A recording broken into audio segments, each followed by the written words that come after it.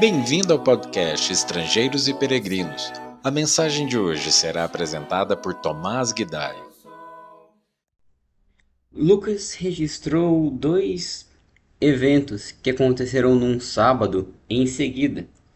Ontem nós vimos um em Lucas capítulo 6 e hoje vamos ver o seguinte, que a partir do versículo 6 diz assim: Sucedeu que em outro sábado entrou ele na sinagoga e ensinava. Ora, achava-se ali um homem cuja mão direita estava ressequida.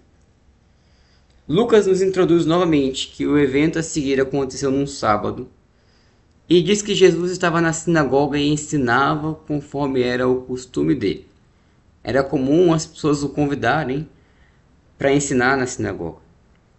E Lucas dá outro detalhe importante. Ali no meio havia um homem com uma deficiência física. Olha o versículo 7 agora.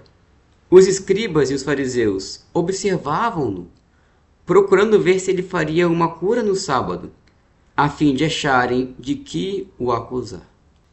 Esse versículo mostra já a intenção no coração daqueles homens em estarem com Jesus. Nem todos que ouviam Jesus, ou até mesmo acompanhavam Jesus, tinham o desejo sincero de aprender do Senhor. Mas alguns traziam consigo mais intenções, que era o caso dos fariseus, que estavam ali apenas para pegar Jesus em algum tropeço e assim poderem o acusar. O versículo 8, todavia, diz que Jesus, conhecendo-lhes os pensamentos, disse ao homem da mão ressequida: Levanta-te e vem para o meio. E ele, levantando-se, permaneceu de pé. Então disse Jesus a eles: Que vos parece? É lícito no sábado fazer o bem ou o mal? Salvar a vida ou deixá-la perecer? E fitando todos ao redor, disse ao homem: Estende a mão. Ele assim o fez, e a mão lhe foi restaurada. Mas eles se encheram de furor e discutiam entre si quanto ao que fariam a Jesus. Jesus conhecia o pensamento deles e, de propósito, chamou o homem para junto de si a fim de o curá-lo. E Jesus, com algumas perguntas, tenta recordar os seus ouvintes do propósito do sábado. O que era legal fazer, lícito fazer no sábado? O bem ou o mal? Salvar a vida ou deixá-la perecer? Então, se Jesus tinha a oportunidade, pelo poder que tinha, de fazer o bem no sábado, não deveria ele fazer o bem? Se tinha um homem carecendo de cura, de salvação, não devia ele, tendo esse poder, salvar a pessoa? Então, os fariseus e os religiosos chegaram a tal orgulho ou uma religiosidade tão externa e baseada no louvor dos homens, que eles esqueceram totalmente o princípio por trás das leis, o propósito por trás das leis. E quando Jesus fez algo bom, isso irritou os religiosos, o que novamente evidencia o coração desses homens. Não era um coração voltado a Deus, não era um coração que buscava o bem, buscava amar as pessoas. Era um coração cheio de egoísmo, de orgulho, de inveja do que Jesus fazia, de medo, talvez, pelo que Jesus poderia fazer com eles. E a reação deles deixa isso bem claro. Expôs, no nível bem elevado, o que estava no coração deles.